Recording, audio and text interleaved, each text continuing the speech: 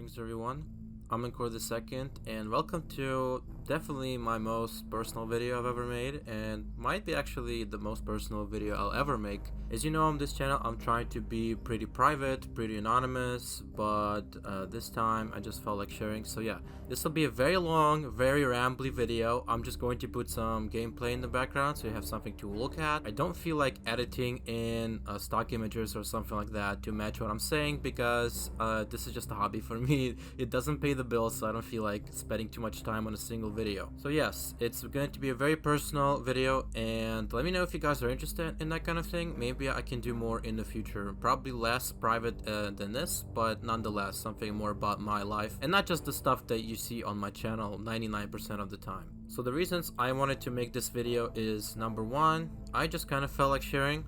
Number two, I recently rewatched Jaden's video, Jaden Animations, about her being asexual and aromantic, and I recommend that video to everyone, by the way, and that kind of just inspired me to share my story. And number three, I feel like this year, especially in America, we need to celebrate Pride Month more than ever, so that's kind of my contribution to it. I know I'm kind of late to the party, but it's better late than never. Before we get into the rest of this video, let me do some warnings first. Number one, this will be a very mature video. This video is not for children. If you are underage, do not watch this and click off right now, watch something else. If you are an adult, please don't share this with any minors. I want to make that point as clear as possible, even if I discuss a lot of stuff that happened to me when I was a teenager, that this video is not for minors. It is not appropriate for that audience. Number two, this video will include some heavy topics, including homophobia and other kinds of bigotry, and even including mentioning a threat of physical violence, so that's your trigger warning there.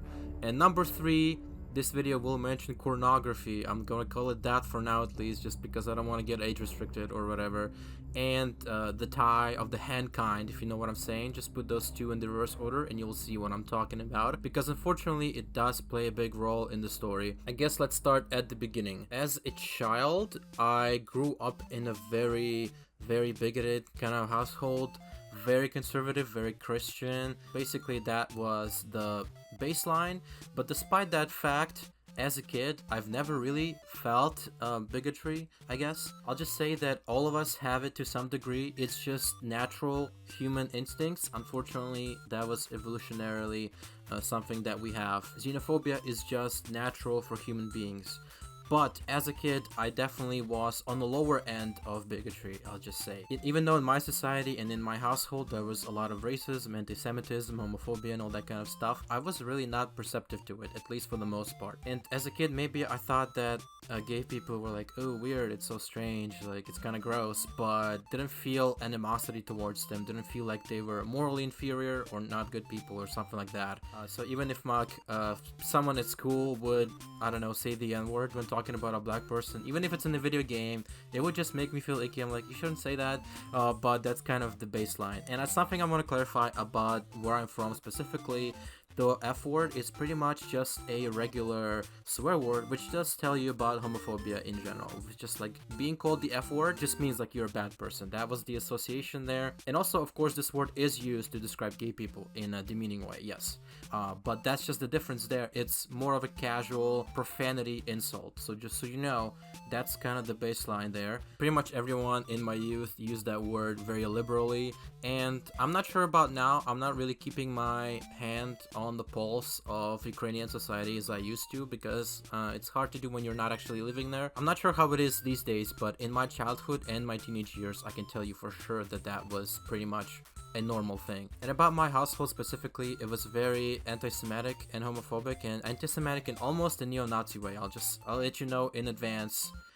Specifically for my father's side, he will come up multiple times in this video, so just buckle up, it's gonna get ugly. But for now, let's concentrate more on the queer thing, I guess. I was a straight child and never really thought about queer things. They were not represented around me. It just kind of felt like something on the periphery of society, like some odd people here and there.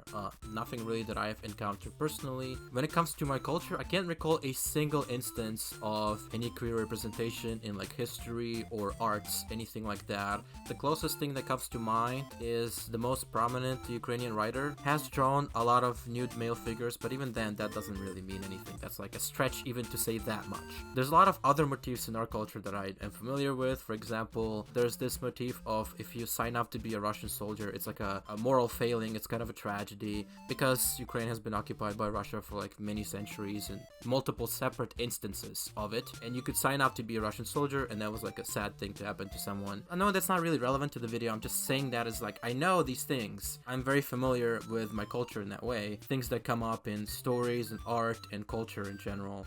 But I have not for a single time have ever seen anything queer related pertaining to my culture specifically. So I didn't have any representation that I would really see, at least in my own culture. Maybe here and there, sometimes rarely glimpses of it in like movies and other Western media, like that song with I Kissed a Girl and I Liked It, but was probably at that age the biggest exposure I've ever gotten to any queer ideas. I'm gonna get ahead of any speculation of like, oh my god, you're just in denial, but I do want to mention this just in general. I'm not transgender. I thought about it and it doesn't make sense to me in general. In bed I'm a dominant man, so I'm kind of very comfortable with the role of being the man, I guess. So very confident and comfortable with my male identity. I just want to point that out now to get ahead of any speculation, because what I want to mention now is it did cross my mind maybe like once or twice in my life ever that maybe I was supposed to be born female, and not because I don't like my body or I'm not feeling comfortable with it, but because I didn't fit the male standards that I had in my household. Like I didn't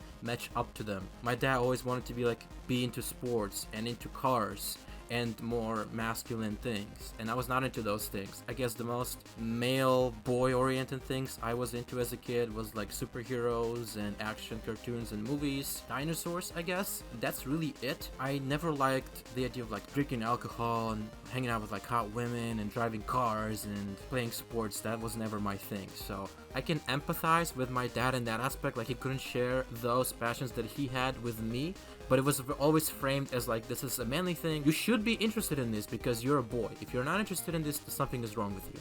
That was how I felt as a kid. And there's honestly not too much else to mention there. I know it's a lot of information, some of it barely loosely related, but I feel like it's kind of all part of the same web. It's all part of the same kind of story. So now let's go into my preteen years, and this is the first... Oh yeah, one more thing I forgot to mention in my childhood, sorry. I forgot to mention in 4th grade there was this one instance of my... So we had like a Valentine's Day thing in school, and we all had to give someone a Valentine. It was not an option.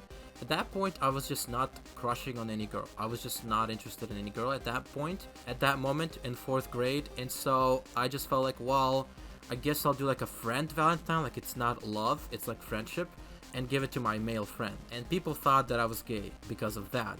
For like a year, until I got a really, really big, embarrassing crush in 5th grade. It's like, okay, it was impossible to deny that I was crushing on this girl from my class. But until then, people called me gay. And that to me felt like I really empathize now with people who are like misgendered and stuff with that, because it just felt, I didn't feel like insulted, like I'm not gay in a homophobic way. I felt insulted as like I'm not being seen as who I am. Like people are saying I am what I'm not actually, and so that really bothered me at that point in time. Anyways, let's go to my preteen years now. So that's kind of where the pornography conversation begins, kind of in this space. Gen Z, the 2000s child growing up with unsupervised internet, it was impossible to not stumble onto some pornography, right? So I'm gonna mention a couple times in this video, so I'm sorry if it's gross, but I have to talk about it. Anyways, this is when I got into the futanari thing. If you know what that is, you can look it up. No, wait, don't look that up. Basically, that was women with penises. That was the idea.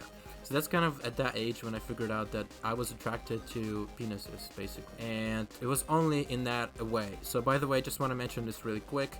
If you're into futanari or like trans women, doesn't mean you're bi or gay or anything like that. You can be perfectly straight and have that as your thing, because it's just like one body part that you have an attraction to, even if it's from your gender or your sex. Typically, it doesn't mean that you're homosexual or bisexual or anything like that. I just want to put that out there. But for me personally, it was like a gateway, let's just say. Like that organ was a gateway for me to discover everything else about myself that I'm gonna mention later in the video.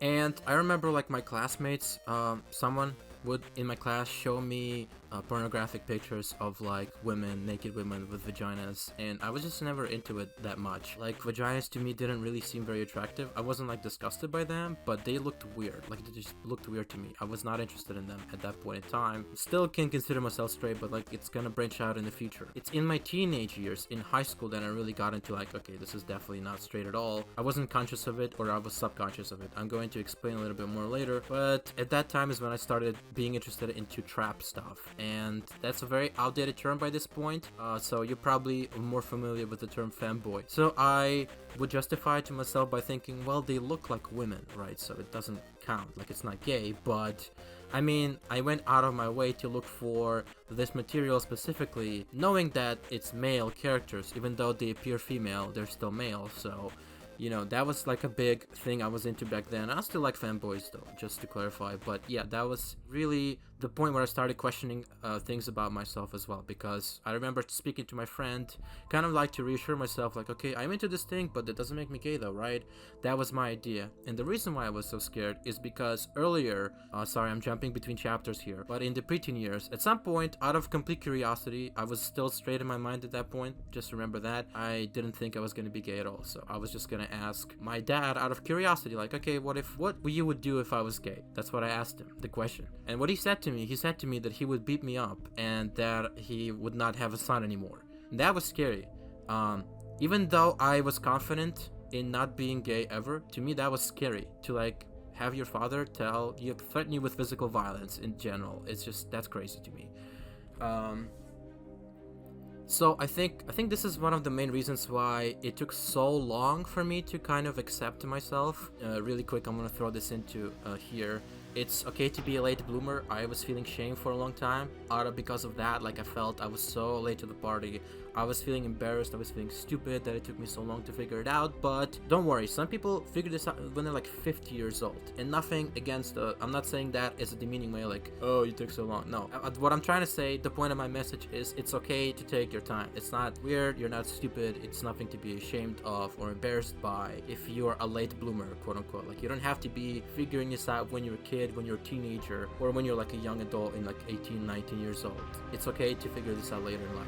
So I just want to put that out there first before we continue the conversation. So I think that's kind of what the mental roadblock for me was into accepting the idea that I might be attracted to males as well as females, because I didn't want to entertain the idea that I might be gay because of that threat that I mentioned. That was scary. I didn't want to, obviously I would have to hide it or risk losing my father as like a person that I talked to and as a relative, and maybe even experience some physical violence. So that's not something you don't want to experience ever, obviously. By the way, I want to mention something specific. Bisexuality wasn't something that I even considered. As a kid, you really have this kind of binary. Like, you kind of know that bisexuality is a thing that kind of exists, but it's almost never mentioned. It's almost like you're either gay or you're straight. And I feel like a lot of bi people will be like, yeah, they will back me up on this because that's a common idea that you had in your mind. So if you had any male attraction, that means you're gay. And that was a very like rigid rule. And like I said, I didn't have much representation, and most of the representation that I did see like from here and there rarely would be like homosexual. So bisexuality was something that would cross my mind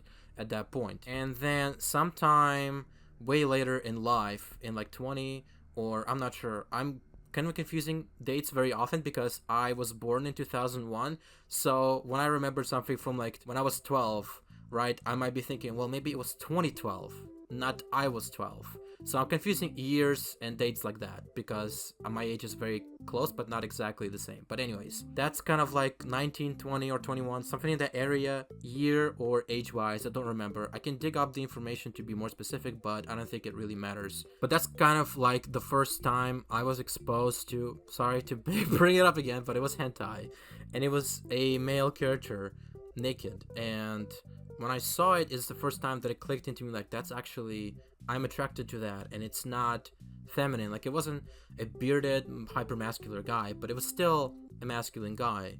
And that's when it really clicked to me, like, oh, I guess, okay, yes, that's not a can't really argue with that at this point. Like, that's in your face, that's just a guy. And if you're attracted to that, then you're definitely not straight. So at that point, it was impossible to deny, and that's kind of how I got into understanding it finally at that point. And I also want to mention this was after my father's death at some point. I'm not gonna specify when, but this was definitely after that. So this might have been a mental roadblock in my head after my father was out of the picture that made me think that, you know, I wouldn't have to be afraid of that specifically, that threat that I had received when I was much younger. Not to say that the rest of my family is super accepting, but, you know, it's definitely, no one's ever threatened me with a physical violence other than him. So I think that's what lifted like the mind block there in my head to help me accept it, basically. And that's kind of where I'm at right now. Since then, I've experienced a lot of more self-discovery, like exactly what I like, what I don't like, and kind of there's an evolution of that, because, you know, I started out with only being into feminine things, and then it slowly but surely like expanded from there. Oh yeah, on the topic of age, again, I wanted to bring up this meme that I've seen. It's a pretty funny meme. Basically it goes the life cycle of a queer child, and it goes from like single digits is basically you're homophobic, on preteens you're kind of interested in the queer community, and in your teens it's like the oh shit moment when you actually find it out about yourself. So obviously, as I mentioned before, I was a very late bloomer to that, and this meme is still relatable, but it doesn't feel exactly right, because like I said, it took me so long, at least in my mind, to get to the conclusion. But like I mentioned previously, there's no shame in that. So if you're in that same boat, if it took you a while to find your queer identity, that's perfectly fine. Like don't beat yourself up over it, and don't feel ashamed or stupid for taking long to figure it out. As you can see in my own story, there was a good reason for why in my head I didn't want to admit it to myself, and you might have some similar thing going on, especially right now if you're like transgender and you don't want to accept it because of all that stuff, transphobia going on in the world right now. Unfortunately, that's perfectly reasonable. So it's okay if it takes you a while. It's okay if you're 60 years old and you figure this out. It's perfectly fine, because we live in a very heteronormative society, so it might take forever for you to find it out, and it's perfectly fine. Never be worried about it or feel inferior, so just don't worry about that. And yeah, I guess that's kind of all I wanted to mention. I can bring up more specific things in details, but I don't feel like it. More personal things I'll keep to myself. But yeah, I just wanted to make this video because if at least one person watches this, and thank you by the way if you got this far, but if one person watches this and they feel better about themselves, or if they are inspired to be more understanding of others, if they are from a more bigoted mindset, which is okay, because that kind of stuff is ingrained. It's not just your fault all the time. Sometimes it's just something inherited from like your environment, your society, your culture, your history, whatever the fuck. So I'm just saying, if any of those things, for at least a single person from this video, then I'm very gonna be happy about it, and I think it's gonna be all worth it. You know, even though it's a big risk to take on my channel, like I might lose subscribers because of this, I might get disliked, someone might like out me or something, I don't know. We'll see what happens, but I feel like if at least one person is helped for this video in some way, then I feel like that's at least good enough. So anyways, that's probably gonna be it for this video. Let me know again if you're interested in more like personal